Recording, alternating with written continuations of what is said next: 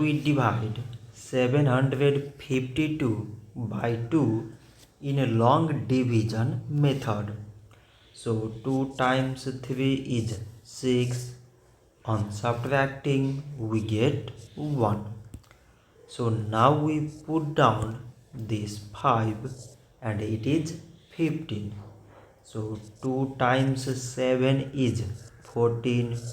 On subtracting we get 1. So again we put down this 2 and it is 12. So 2 times 6 is 12. On subtracting we get 0. So 752 divided by 2 is 376. So this much for today and thanks for watching.